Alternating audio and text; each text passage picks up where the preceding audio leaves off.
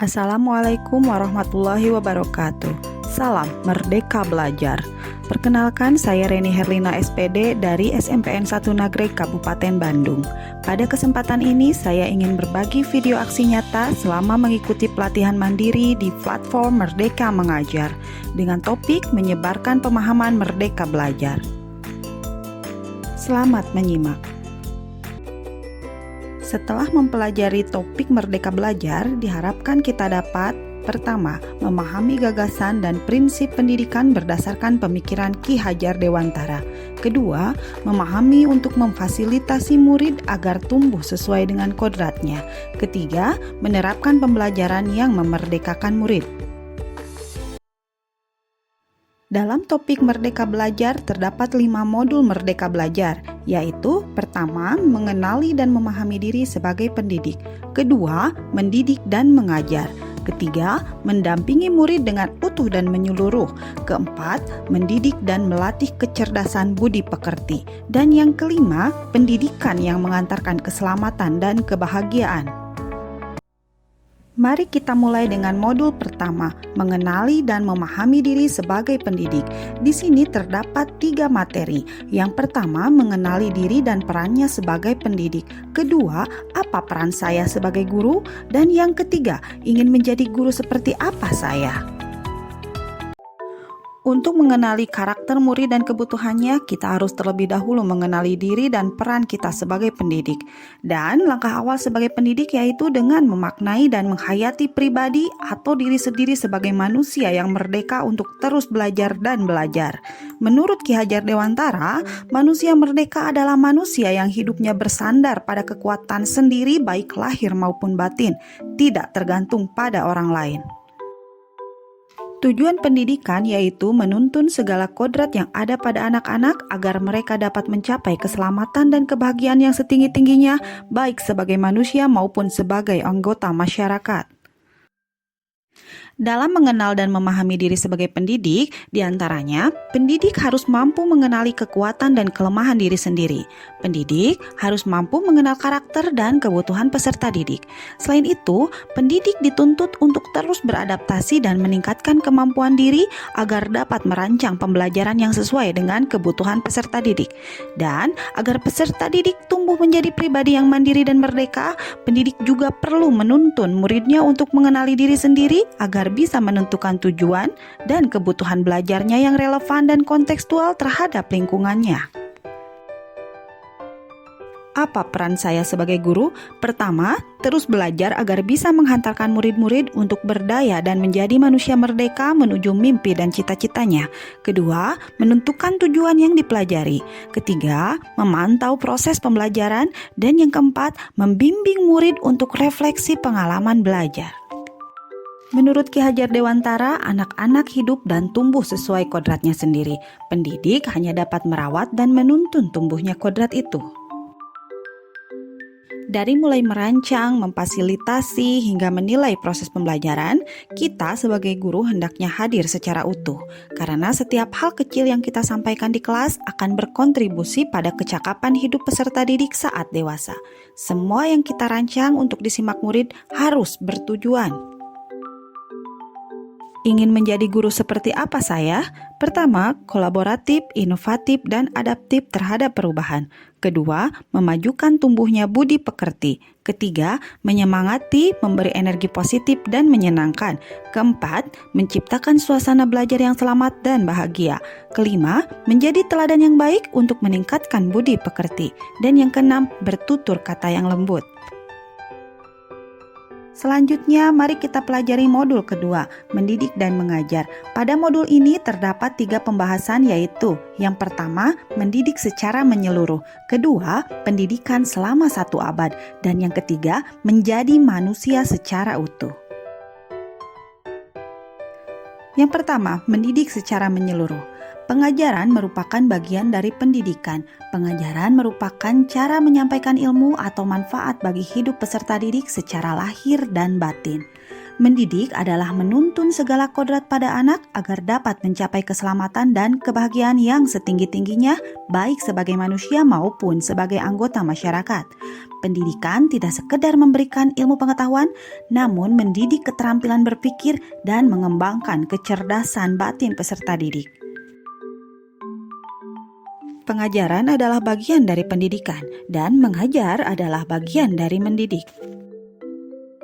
Dalam mendidik secara menyeluruh, Ki Hajar Dewantara mendefinisikan pendidikan sebagai tuntunan, yaitu tuntunan dalam hidup tumbuhnya murid.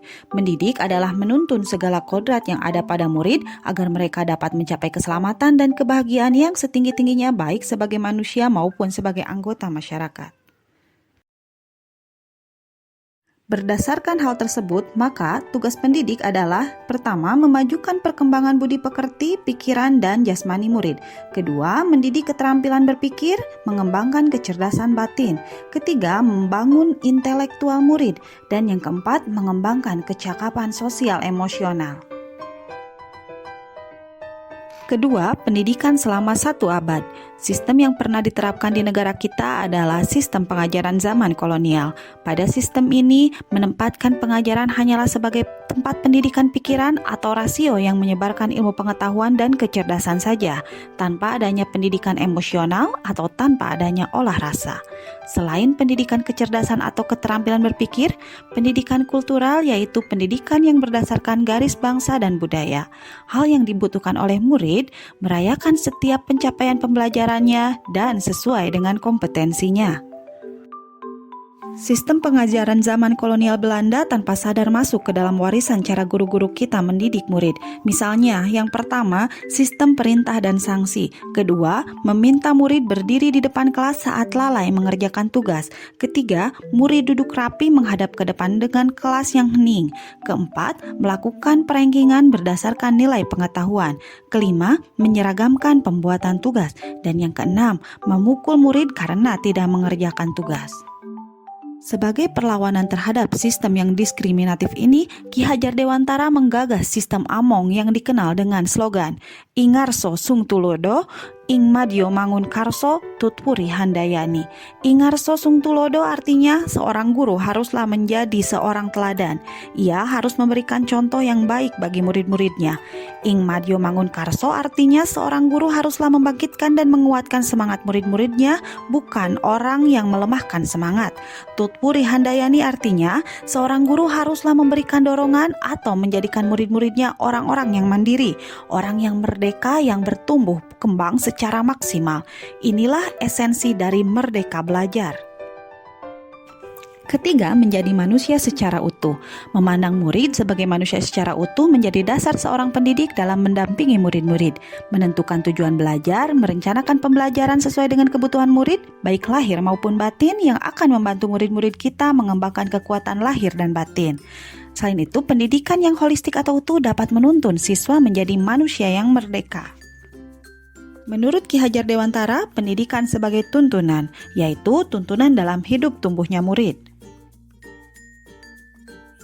Selanjutnya kita masuk ke modul ketiga, yaitu mendampingi murid dengan utuh dan menyeluruh. Dalam modul ini ada 2 materi, yaitu pertama, kodrat murid, kedua, asas trikon. Pertama, kodrat murid. Ki Hajar Dewantara menyampaikan bahwa segala perubahan yang terjadi pada murid dihubungkan dengan kodrat keadaan, baik kodrat alam maupun kodrat zaman.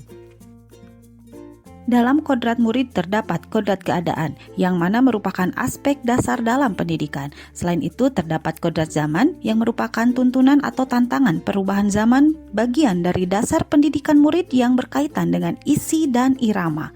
Dan ada yang disebut dengan kodrat alam, yaitu karakter alam dan lingkungan, budaya dan geografis, merupakan bagian dari dasar pendidikan murid yang berkaitan dengan sifat dan bentuk lingkungan di mana murid berada. Asas trikon terdapat 3 unsur: kontinu, konsentris, dan konvergen. Kontinu merupakan pengembangan yang secara berkesinambungan, dilakukan terus-menerus dengan perencanaan yang baik. Konsentris, bersikap terbuka tetapi tetap kritis dan selektif terhadap pengaruh kebudayaan di sekitar. Konvergen, bersama bangsa lain mengusahakan terbinanya karakter dunia sebagai kesatuan kebudayaan umat manusia sedunia, tanpa mengorbankan nilai ataupun identitas bangsa masing-masing. kita masuk ke dalam modul keempat, yaitu mendidik dan melatih kecerdasan budi pekerti. Dalam modul ini terdapat 2 pembahasan materi. Yang pertama, budi pekerti, dan yang kedua, teori konvergensi dan pengaruh pendidikan.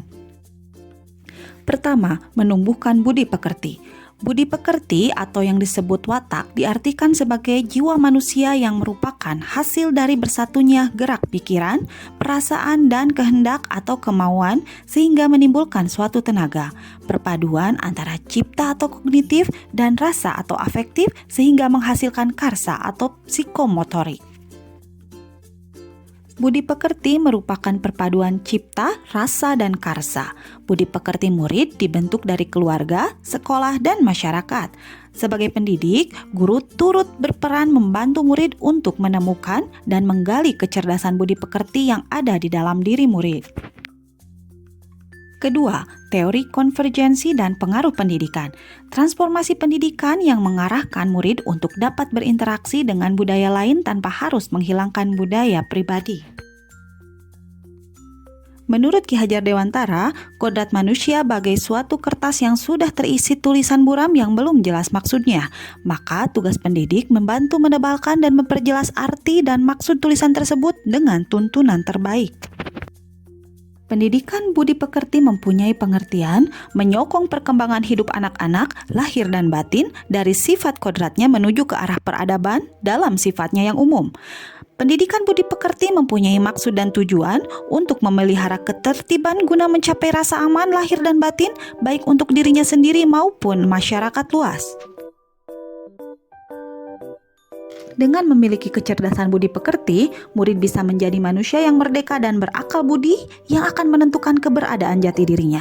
Murid juga senantiasa memikirkan, merasakan, dan mempertimbangkan setiap perilaku yang ditampilkan.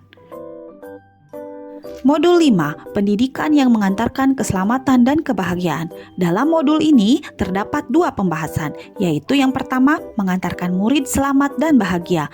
Kedua, menciptakan lingkungan pembelajaran terbaik murid. Pertama, mengantarkan murid dengan selamat dan bahagia. Yang pertama, pendidikan hanyalah sebagai tuntunan. Kedua, setiap murid memiliki kodrat kekuatan atau potensi-potensi yang berbeda. Ketiga, pendidikan tidak dapat berkehendak atas kodrat kekuatan dan potensi murid. Keempat, menerapkan sistem Among dan semboyan Ki Hajar Dewantara. Kelima, menerapkan pembelajaran proyek serta digitalisasi pembelajaran. Pertama, tujuan akhir dari seluruh pendidikan yaitu keselamatan dan kebahagiaan murid yang hanya dapat dipenuhi dengan memahami peran guru melalui sistem Among. Kedua, murid generasi native digital yang hidup di era kemajuan yang mengharuskan guru menjadi pendidik yang adaptif, inovatif, reflektif, kolaboratif, dan berpihak pada murid. 2. Menciptakan lingkungan pembelajaran terbaik murid, diantaranya membimbing murid memperbaiki bangsa. Maksudnya, ketika guru mendampingi murid dalam proses belajarnya, secara tidak langsung ia juga berperan memperbaiki bangsa. Kedua, peran keluarga, sekolah, dan masyarakat. Diantaranya, kolaborasi antara keluarga, sekolah, dan masyarakat, dengan mewujudkan lingkungan pembelajaran yang optimal dan kondusif bagi peserta didik. Kesimpulannya yaitu, fungsi pendidikan adalah mengantarkan murid agar siap hidup dan memberikan kepercayaan pada murid bahwa di masa depan mereka akan mampu mengisi zamannya demi mencapai keselamatan dan kebahagiaan. Setelah menyimak pemaparan yang telah diberikan, kiranya Ibu dan Bapak bersedia untuk mengisi link umpan balik yang tersedia di deskripsi box. Terima kasih telah menyimak penyebaran pemahaman tentang Merdeka Belajar. Sampai bertemu di kesempatan berikutnya. Salam Merdeka Belajar. Terima kasih. Wassalamualaikum warahmatullahi wabarakatuh.